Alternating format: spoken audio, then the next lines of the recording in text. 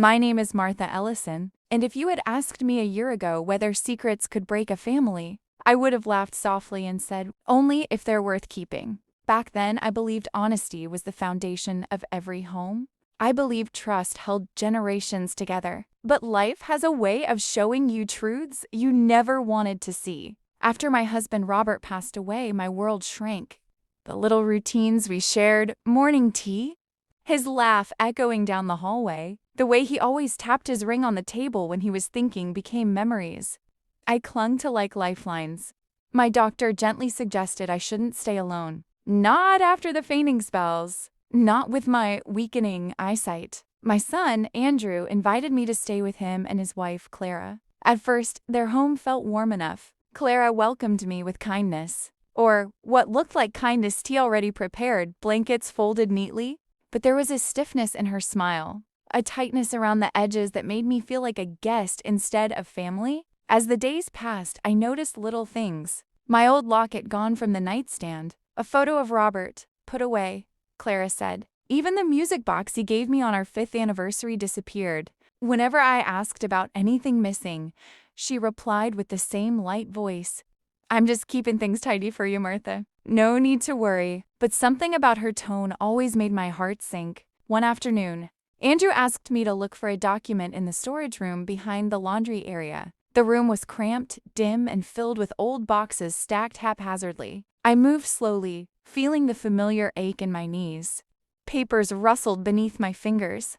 Dust clung to everything. Then, behind a stack of holiday decorations, I noticed a small wooden drawer, worn and out of place. My breath hitched. Curiosity tugged at me.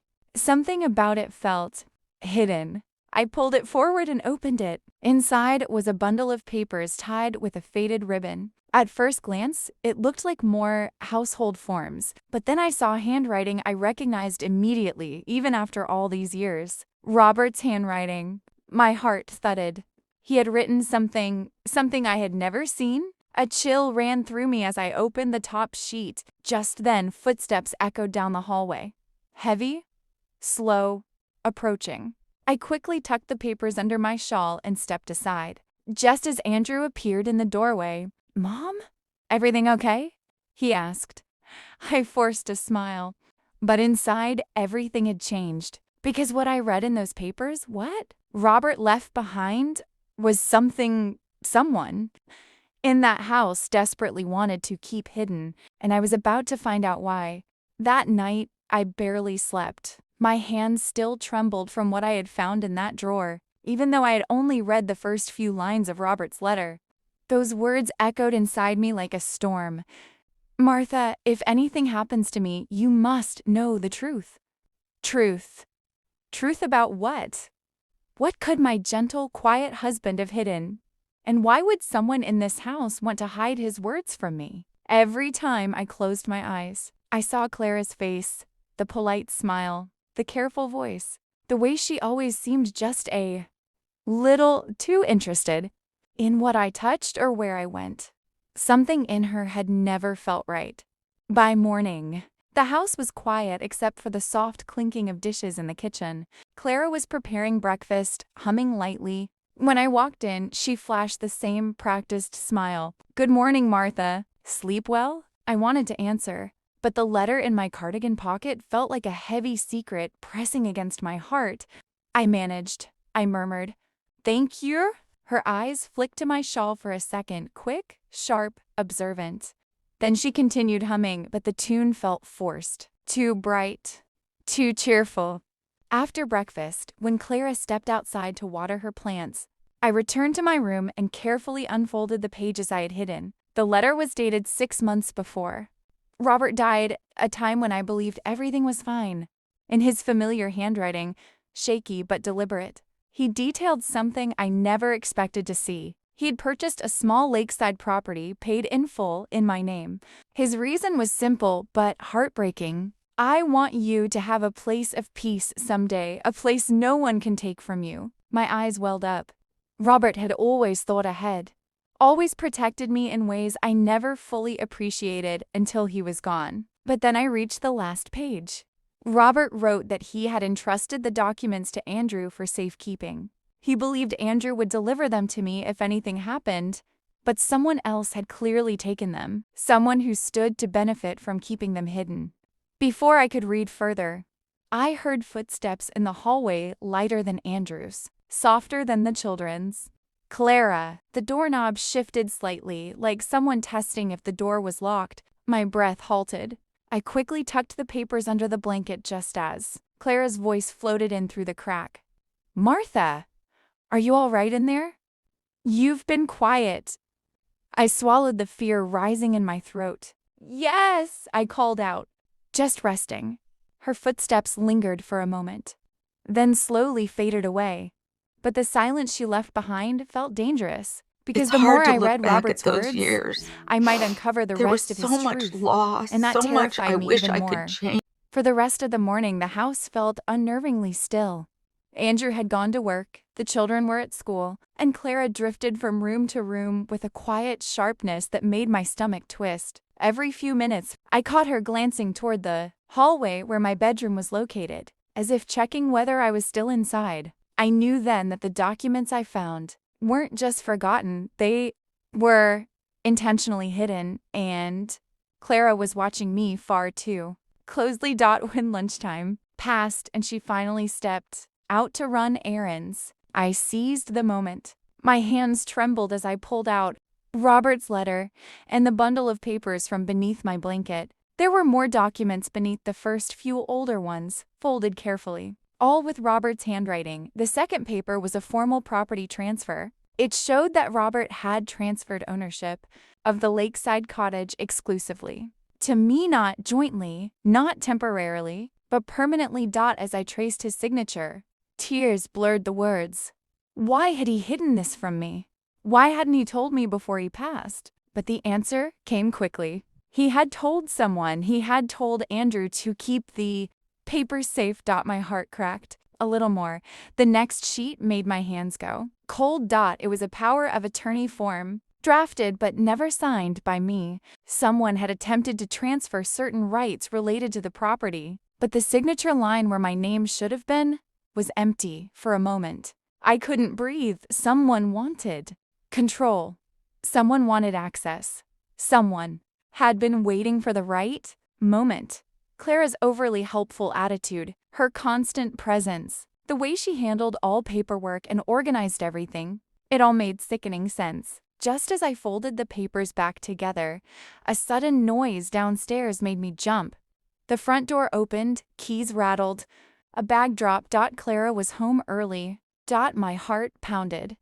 I slid the documents under my sweater, smoothed my trembling hands, and stepped into the hallway. She was in the kitchen, removing her shoes. Her eyes rose to meet mine, and the way she looked at me sharp. Assassin confirmed everything. "You're up," she said lightly. "I thought you were resting."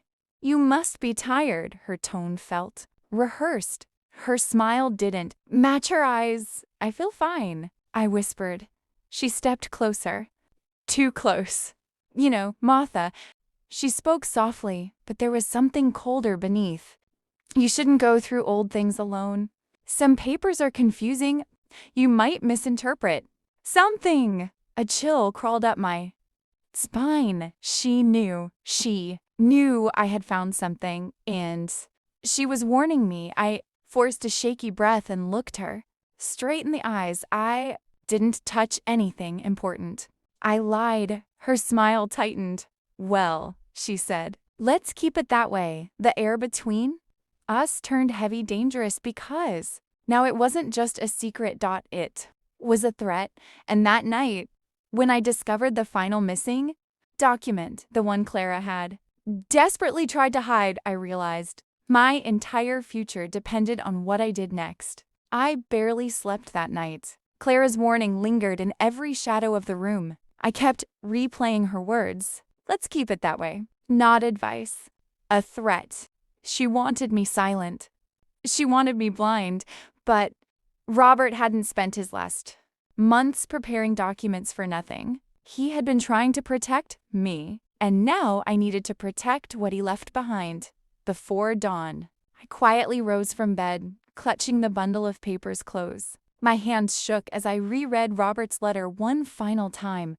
His words were full of tenderness, but the last paragraph burned the deepest. If someone tries to take this from you, Martha, trust your instincts.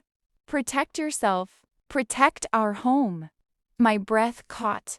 Robert had known. He had sensed something long before I did. The house remained silent until mid-morning. When Clara left to drop the kids at school, she didn't speak to me before leaving.